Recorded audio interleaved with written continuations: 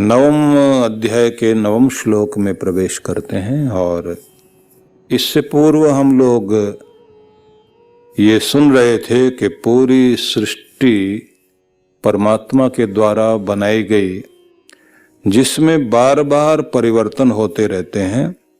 जगत को एक कॉन्शस एवोल्यूशन कहा जाता है, सो निश्चित विकास, जिसमें लगातार विकास चल रहा होता है और लगातार ही बनना, बढ़ना और फिर ह्रास की ओर आना और क्षय होते होते फिर नष्ट हो जाना। हर चीज लगातार अपनी इस प्रक्रिया के साथ चल रही है।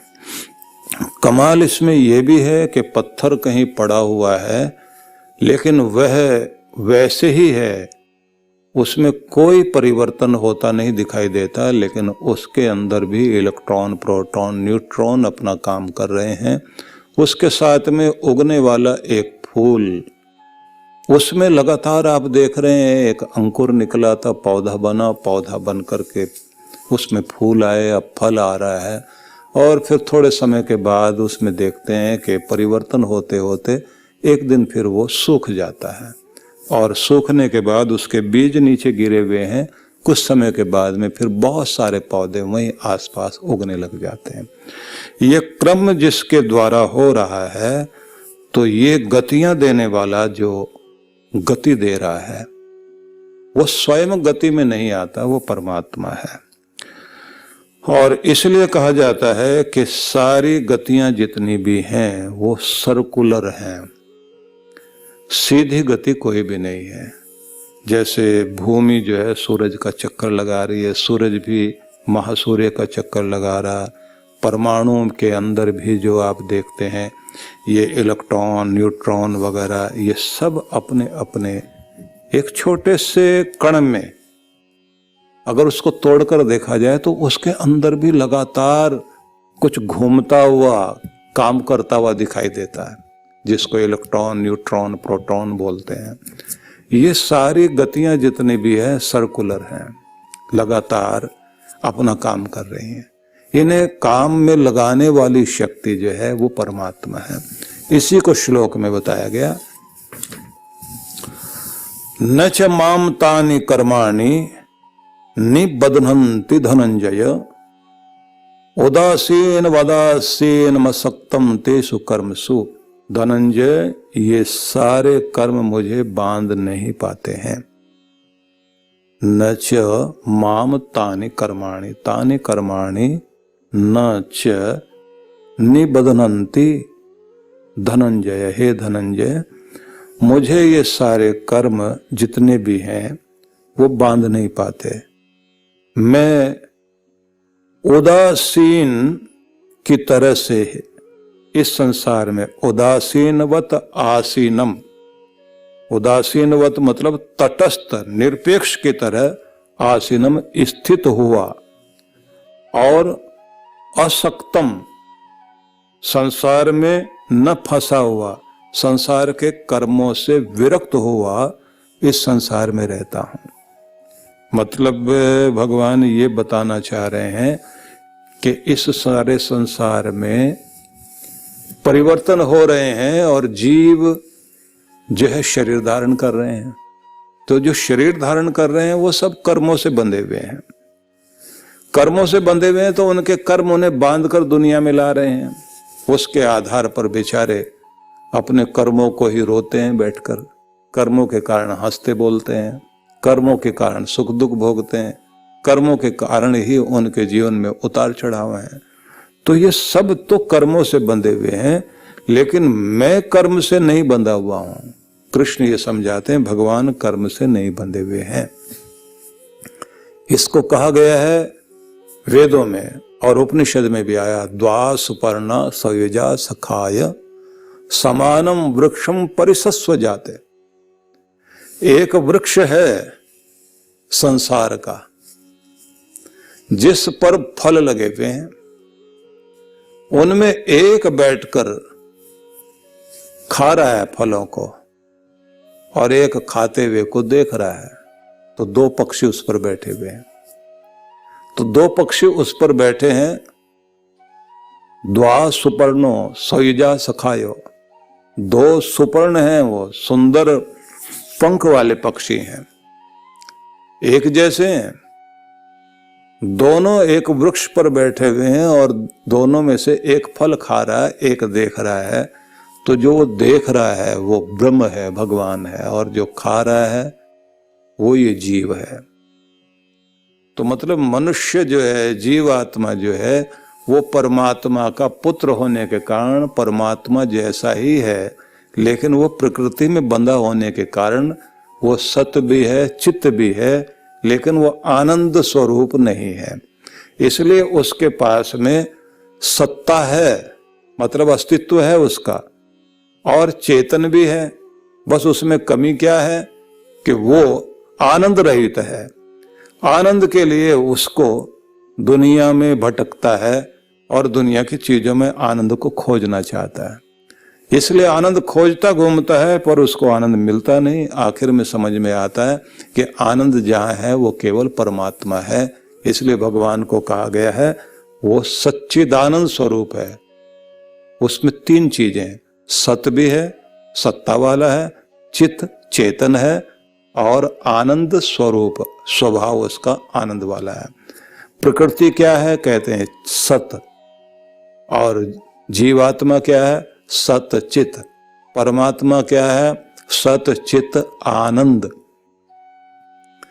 तो प्रकृति में सत्ता तो है, रहती तो है, मतलब बनेगी बिगड़ेगी, जो बनती है उसे विकृति बोलते हैं, और जो एक जैसी बनी रहती है, मतलब जो अपने मूल रूप में आती है, उसे बोलते हैं प्रकृति। स्वाभाविक रूप में जो रहती है, जिसको सत कहते हैं, जिसको मैटर कहते हैं, जिसको उर्दू में माद्दा कहते हैं, माद्दा, वह हमेशा रहती है। इसी से चीजें बनती रहती हैं, इसी के द्वारा बनाई जा रही होती हैं। जैसे मिट्टी से घड़ा बनाया जा रहा है, मकान बनाए जा रहे हैं, चीजें बनाई जा रही हैं, लेकिन इसके कण जो है परमाणु नष्ट होने के बाद भी, बिगड़ने के बाद भी दुनिया में रहते हैं। हर चीज रहती है। कमाल की बात यह, सूरज भी मिट जाएगा, उसके कण कण बिखर जाएंगे, एक छोटा सा परमाणु बन जाएगा, लेकिन फिर भी वो रहेगा। अग्नि के परमाणु रहेंगे, जल के परमाणु तत्व रहेंगे, जितने भी पांचों तत्व हैं ना, सबके परमाणु रहेंगे दुनिया में। इसी को कहते हैं प्रकृति। और फिर जैसे ही ये मिलेंगे, संयुक्त होंगे, तब ये विकृति कहलाएगी, तब ये सृष्टि बन जाएगी। इस सबको व्यवस्था से बांधने वाला परमात्मा है, लेकिन उसे कहा उदासीनवत। वो तो तटस्थ होकर बैठा हुआ है, उदासीन होकर बैठा हुआ। तटस्थ होने का मतलब होता तट, तीर, किनारा। किनारे पर कोई खड़ा हुआ देख रहा और एक बहा जा रहा है, जो बहते हुए को देख रहा है लेकिन बह नहीं रहा है, जो तमाशा देख रहा है, जो रिजर्व है, वो है तटस्थ, वो उदासीन है। इसलिए कहते हैं दुनिया में उदास होकर नहीं जीना, उदासीन होकर रहो तो बहुत अच्छा है। उदासीन होने का मतलब ये होता है कि जिसको, वो जो कहते हैं ना, कुछ लेना ना देना, मगन रहना। कबीर ने जिसको गाया कि बस लेना देना नहीं है, दुनिया में हूं, दुनिया का तलबगार नहीं हूं, बाजार से गुजरा हूं पर खरीदार नहीं हूं। खरीदार सुखी दुखी होगा, लेकिन जो तमाशा देखता हुआ जा रहा है वो आनंद ले रहा है। बड़ी रौनक लगी हुई है बाजार में, हालांकि आजकल निकलना नहीं, कोरोना है, रौनक खराब कर देगी। लेकिन देखने के लिए अगर कहें आप, तो जैसे कोई मेला देखता हुआ जा रहा है, और जो खरीदार है वो बेचारा चक्कर में पड़ा हुआ है, परेशान हो रहा है, कहां से खरीदूं, कहां से खरीदूं, कौन सी चीज खरीदूं, लुट तो नहीं जाएंगे। और अगर ले भी लिया, खरीद लिया, तो कहीं ऐसा तो नहीं है हमने जो है बहुत ज्यादा पैसे दे दिए हों, भावताव करता घूम रहा है। तो जो खरीदार है, जिसका की आसक्ति है, वो सुखी दुखी होगा, और जो देखता हुआ जा रहा है, उदासीन बनकर देख रहा है, तो वो आनंदित होगा। इसलिए एक संप्रदाय जो गुरु नानक देव के पुत्र थे, श्री चंद, उनके द्वारा जो रचा गया संप्रदाय है, वो उदासीन मत है। तो फिर से हम आगे बढ़ते हैं। जो मैं आपको बता रहा था कि भगवान ये कहते हैं कि मैं इस सारे संसार की रचना करता हूं और सारे संसार के प्राणी जो हैं अपने अपने कर्मों में बंधे हुए हैं, लेकिन मैं इस सब में तटस्थ रहता हूं और विरक्त रहता हूं, मैं किसी भी कर्म से बंधा हुआ नहीं रहता। भगवान सृष्टि और प्रलय का संदर्शक बनकर नियंत्रण करता है और फिर भी सब कुछ बनाता है, देखता है, पर इसमें फंसता नहीं, क्योंकि वह विश्व की घटनाओं के सिलसिले से ऊपर है। परमात्मा उस विश्व चक्र से जिसको वह चलाता है उससे बंधा हुआ नहीं है, जिसे वह घुमा रहा है। अनगिनत व्यक्ति जन्म लेते हैं, बढ़ते हैं, प्रयत्न करते हैं, कष्ट उठाते हैं, मरते हैं, फिर भी जन्म लेकर के सब लोग अपने अपने कर्मों के बंधन से बंधे हुए हैं, पर परमात्मा किसी कर्म बंधन में नहीं बंधा हुआ है। परम आत्मा परमात्मा स्वतंत्र सत्ता है, वह किसी भी प्रकार का कर्म भोग चक्र में नहीं पड़ता, पर मनुष्य जो है वो कर्म भोग चक्र में बंधा हुआ इस दुनिया में आता है। इसलिए कहा जाता है कि हम सभी लोग आवागमन के चक्र में बंधे हुए हैं, और आवागमन के चक्र में बंधे हुए हैं तो फिर आना जाना लगा रहेगा, और दुनिया में बार बार आते जाते रहते हुए सुख दुख भोगना पड़ेगा। यह विकास विश्व के प्रभात में प्रारंभ होता है, और विश्व की जब रात्रि आ जाती है इसके आने पर फिर लौटा दिया जाता है। तो भगवान जो है उदासीनवत आसीनम, निरपेक्ष तटस्थ की तरह स्थित हुए इस संसार के समस्त कार्यों को देख रहे हैं, लेकिन किसी भी कर्म बंधन में नहीं बंधे हुए हैं। प्रकृति को चेतनता प्रदान करने वाले ईश्वर का किसी भी व्यक्ति वस्तु में ना तो राग है और ना द्वेष है। कुछ भी जो भी चल रहा है वो अपने आप में पूर्ण रूप से शांत और निरपेक्ष है, उन पर घटनाओं का कोई प्रभाव नहीं पड़ता। जैसे आप अपने शीशे में जो लुकिंग ग्लास होता है, मिरर होता है, उसमें आप अपना चेहरा देखिए तो शीशा तो वैसा ही रहेगा, सारा घर अपना अपना चेहरा देख रहा है उसमें जाकर, जो भी गया उसको अपना अपना चेहरा दिखाई देगा।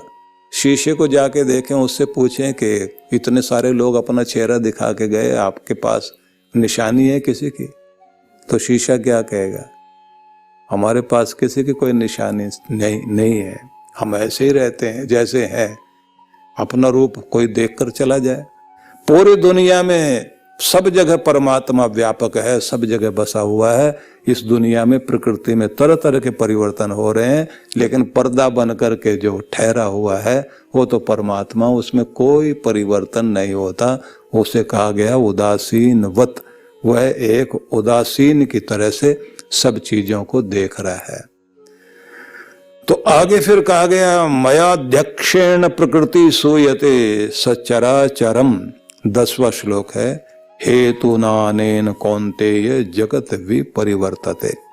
हे कुंती के पुत्र अर्जुन, मया अध्यक्षेण, मेरी देख रेख में प्रकृति सूयते, यह जो प्रकृति है इस प्रकृति में तरह तरह के परिवर्तनों के साथ में यह प्रकट होती है। सूयता का अर्थ हुआ प्रकृति सूयते, मतलब प्रकृति प्रकट होती है। सूय प्रसवे धातु है, इसी से बनता है सविता। देव सवितर दुरितानि परास्व तत्सवितुर वरेण्यम, जो मंत्र बोलते हैं ना, तो उसमें आती है धातु सूय। सूय, सूय का मतलब हुआ प्रसवे, सूय प्रसवे धातु, प्रसव होना, उत्पन्न होना, प्रकट होना। तो यहां हुआ अर्थ मया अध्यक्षेण प्रकृति सूयते, मेरी अध्यक्षता में यह प्रकृति प्रकट होती है। कौन सी प्रकृति? सचराचरम, चर अचर प्रकृति। फिर आगे कहा है हेतु अनेनान, हेतुनानेन, हेतु न अनेन मतलब अनेन हेतु न, इस हेतु के इस कारण के द्वारा कौन्ते जगत भी परिवर्तते, यह जगत जो है संसार परिवर्तित होता है, संसार का चक्र घूमता रहता है। अर्थ यह हुआ अध्यक्षेण मेरी अध्यक्षता के कारण प्रकृति सूयते, प्रकृति प्रकट होती है, जगत भी परिवर्तते, जगत क्रियाशील होता है। यह भौतिक प्रकृति मेरी शक्तियों में से एक है और मेरी अध्यक्षता में ही यह काम करती है, जिससे सारे चर अचर प्राणी उत्पन्न होते हैं। इसके शासन में यह जगत बार बार सृजित और नष्ट होता है। प्रकृति के नियमों पर आधारित संसार के समस्त कार्य चल रहे होते हैं, जिससे आप देखते हैं गति, विकास, ह्रास, क्षय आदि, और परमात्मा इस सब में साक्षी बन करके रहते हैं। तो ये हुआ पूरा भाव और पूरा भावार्थ। अब आइए इसकी थोड़ी सी व्याख्या हम करें। कहा गया कि परमात्मा अध्यक्ष हैं, देख रेख कर रहे हैं। अध्यक्ष बैठे होते हैं ना, किसी सभा के अध्यक्ष होते हैं, तो अध्यक्ष का मतलब होता है जिसकी देख रेख में सभा संचालित होती है, देख रेख करने वाला जो होता है। अधिअक्ष, अक्ष मतलब जो है ना देखने को बोलते हैं। अध्यक्ष जो अधिकार पूर्वक नियंत्रित कर रहा है और देख रहा है, देखने वाला कोई होना चाहिए। तो सबको जो देख कर संचालित करे उसे बोलते हैं अध्यक्ष। तो परमात्मा पूरी सृष्टि का अध्यक्ष है, उसकी देख रेख में दुनिया चलती है, और उसके कारण कहा गया प्रकृति सूयते, प्रकृति प्रकट होती है। जड़ चेतन जगत उसके कारण ही प्रकट होता है। हेतुना अनेन, हेतुना अनेन हेतुना, इस कारण से, हेतु मतलब कारण, इस कारण से यह जगत जो है परिवर्तित होता रहता है, संसार का चक्र घूमता रहता है। भाव क्या हुआ कि भगवान के कारण ये संसार का चक्र लगातार घूम रहा है, और परमात्मा अध्यक्ष की भांति उसकी देखरेख में पूरी सृष्टि के अंदर गति चल रही है। मतलब अध्यक्ष जी बैठे हुए हैं और सारा कार्य चल रहा है, और जिसकी व्यवस्था में संसार संचालित हो रहा है, और संचालित हो रहा है तो इस तरह से संचालित हो रहा है कि एक चक्र संसार का चल रहा है, लगातार तेजी के साथ संसार जो है वो अपना कार्य कर रहा है।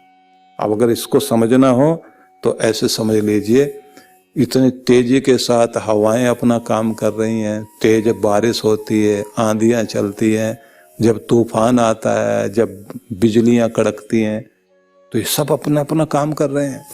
जब तेज गर्मियां पड़ती हैं, जब तेज लुएं चलती हैं। अब जैसे सर्दी और बढ़ेगी तो जिस समय जो है बर्फीली हवाएं चलेंगी, कितना भी लपेट कर आप चलिए, आपके शरीर के अंदर से कैसे किस तरह से सरसराती हुई हवा अंदर घुसती है, कब कभी छूटती है। तो आदमी कहता है भगवान जी आप एसी के ऊपर जो बटन पर हाथ रखकर बैठ गए तो थोड़ा सा हाथ हटाओ ना, क्योंकि बहुत ज्यादा ठंडा हो गया। लेकिन वहां भगवान जी कोई अपनी तरफ से हाथ नहीं रखे बैठे हैं, उन्होंने एक व्यवस्था कर दी है, वो व्यवस्था अपने आप काम कर रही है। लेकिन उस व्यवस्था में, उस सिस्टम को अगर बिगाड़ने में कोई व्यक्ति पर्यावरण के साथ गड़बड़ करता है, तब जो है वो जो विश्व का तापमान नियंत्रण करने वाली घड़ी है उसमें गड़बड़ हो जाएगी। जैसे आपके शरीर में एक घड़ी काम करती है, ये आपकी जो शरीर की घड़ी है उसकी अपनी एक व्यवस्था है, कब आपको सुलाना है, कब आपको जगाना है। उसमें गड़बड़ अगर आपने कर दी तो बहुत गलत हो जाता है। जब आप एक देश से दूसरे देश में यात्रा करते हैं ना, उस समय आपकी घड़ी गड़बड़ कर जाती है,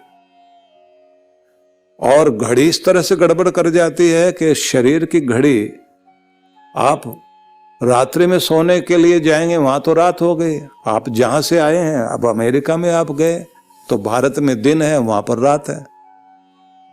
अब आपको जिस समय सोने की आदत है तो आपको वहां दिन में नींद आती रहेगी, और रात में आप कोशिश करोगे कि आप सो जाएं, लेटे रहोगे, लेकिन रात में नींद नहीं आएगी। जब आप गाड़ी में बैठेंगे, नहा धो करके बैठे हुए, दिन में सूरज निकला हुआ, दिन के 11 बजे हुए, आप गाड़ी में बैठे हुए, चारों तरफ धूप खिली हुई है, लेकिन आपको जो है नींद के झोंके आ रहे हैं, क्योंकि आपकी घड़ी अंदर से काम कर रही है, वो तो अपने आप बताएगी। अब लोग कहते हैं ये तो जेट लैग है। जेट लैग लगा हुआ है आपको, क्योंकि आपकी जो अंदर की घड़ी है, जिसको जैविक घड़ी बोलते हैं, वो गड़बड़ कर गई। ऐसे ही पूरे विश्व की भी अपनी एक घड़ी काम कर रही है, उसे आप किसी भी तरह से हिला नहीं सकते। अगर आपने हिला दिया या उसके साथ में गड़बड़ कर दी, तो फिर आपके जिस समय में बारिश होनी चाहिए, नहीं बारिश होगी। कितना भी आप पाठ कर लीजिए, निकामे निकामे न पर्जन्यो वर्ष, तो आप पाठ करते हैं ना, वो पाठ करते हुए आप यही तो कहते हैं, जब जब हम कामना करें, जब जब बारिश की जरूरत हो, तब भगवान बारिश बरसाए। लेकिन तब बारिश होगी नहीं, क्योंकि व्यवस्था आपने बिगाड़ रखी है।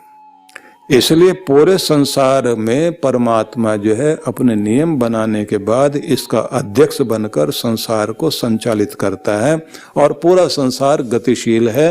लेकिन इसकी गतिशीलता में गड़बड़ तब होती है जब हम उसके नियमों के साथ में खिलवाड़ करने लग जाते हैं। इसलिए ये कमाल की बात हो रही है कि जिन दिनों बारिश होनी चाहिए उन दिनों बारिश नहीं हो रही, वो थोड़ा आगे पीछे हो गया, क्रम बिगड़ गया है। जो लोग टाइम से नहीं सोते हैं तो फिर उनका टाइम बिगड़ते बिगड़ते कहाँ पहुंच जाता है। कितने लोगों को देखा रात को 2 बजे सोते हैं, कितने लोग ऐसे हैं कि जिनको रात को 3 बजे जाके नींद आएगी और वो 11 बजे तक 12 बजे तक दिन में सोते रहेंगे, क्योंकि उन्होंने अपनी जो है शरीर की घड़ी को गड़बड़ कर लिया। शरीर हमेशा नियम मांगता है, वो प्रकृति के साथ चल रहे ना। शरीर एक नियम मानता है, वो कहता है जब भोजन का समय होता है उस समय भोजन दो, जब जागने का समय होता है उस समय आप जागें, उस क्रम को बिगाड़ना नहीं। मन हमेशा ये कहता परिवर्तन चाहिए, शरीर में परिवर्तन नहीं चाहिए, उसके नियम वैसे होने चाहिए, नियम बना करके उसे चलाइए, लेकिन मन को परिवर्तन चाहिए। इसलिए मन को परिवर्तित करने के लिए अगर आप खुश रखना चाहते हैं तो एक ढर्रे पर जिंदगी मत चलाना। तब क्या करना होता है, अगर आप अपने ऑफिस भी जा रहे हैं तो एक ही सड़क से रोज रोज मत जाओ, थोड़ा गली से इधर उधर से होकर के जाओ तो आपको ज्यादा अच्छा लगेगा। एक ही मोबाइल फोन की ट्यून मत बनाए रखो, उसको चेंज करो। एक ही जैसे कपड़े पहन करके बैठोगे, एक ही जैसा आप अपने घर को बना के रखोगे तो आप जो उदासीन होने लग जाओगे, आपके अंदर जो उदासी ज्यादा आने लग जाएगी। इसलिए आपको रोज नया स्टाइल, नया ढंग, बोलने का तरीका, बात करने का तरीका, सब में चेंज लाते रहिए तो आपका मन खुश रहता है। शरीर को परिवर्तन नहीं, मन को परिवर्तन चाहिए, चित्त को स्थायित्व चाहिए, आत्मा को शांति चाहिए, हृदय को प्रेम चाहिए। सबका अलग अलग हिसाब है, और बुद्धि को पैनापन देने के लिए हर दिन कुछ नया सीखते रहना चाहिए। जितना नया सीखते चले जाएंगे आपकी बुद्धि उतनी ही ज्यादा शक्तिशाली होती चली जाएगी। जिंदगी को धैर्य देना चाहिए जिससे आप साहसी बनकर समस्याओं का सामना कर सकें। तो आपने ये सुना कि भगवान संसार के अध्यक्ष बनकर इस संसार को देखते हैं और उसके नियमों से ये पूरी प्रकृति में लगातार गति होती रहती है, और ये पूरा जगत अपने गति के अनुसार, नियमों के अनुसार बनता बिगड़ता रहता है। अगले श्लोक में हम प्रवेश करेंगे कल 11वें श्लोक में। तो आज के श्लोक को ध्यान में रखते हुए हम ये समझें पूरी दुनिया का एक मालिक इस संसार को चला रहा है और हमारे कर्मों को भी देख रहा है। मजा यही है कि हम जानते हैं भगवान देख रहा है, लेकिन उसके बाद भी ऐसा व्यवहार करते हैं कि जैसे नहीं देख रहा। बस यहीं आकर गलती होती है। जब हम ये देखते हैं कि दुनिया को चलाने वाली शक्ति दुनिया की सबसे बड़ी ताकत है और हम गलती करते हैं तो वो देख रहा है, और देख रहा है तो उसका परिणाम भी सामने आएगा। हाँ, हम ये सोचते हैं वो दयालु है, पर न्यायकारी भी तो है,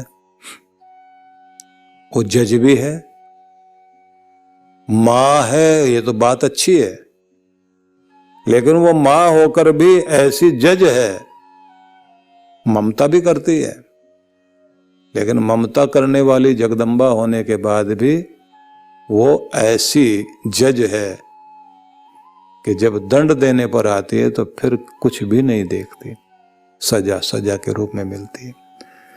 तो अगली बार में फिर हम लोग अगले रूप को सुनेंगे, जिसमें भगवान ये कहते हैं कि लोग मेरे इस स्वरूप को नहीं जानते, मूढ़ की तरह व्यवहार करते हैं, जानते हुए भी नहीं जानते, देखते हुए भी नहीं देखते, सुनते हुए भी नहीं सुनना चाहते, समझते हुए भी समझना नहीं चाहते कि ये अनादर जैसा मेरा करते हैं, जिसका मतलब होता है कि वो खुद के लिए ही अनादर उत्पन्न कर रहे हैं, अपनी जिंदगी को ही मुश्किल में डाल रहे हैं। तो ये श्लोक रहेगा कल का, जिस पर हम लोग चिंतन करेंगे। ओम शांति शांति शांति। ओम।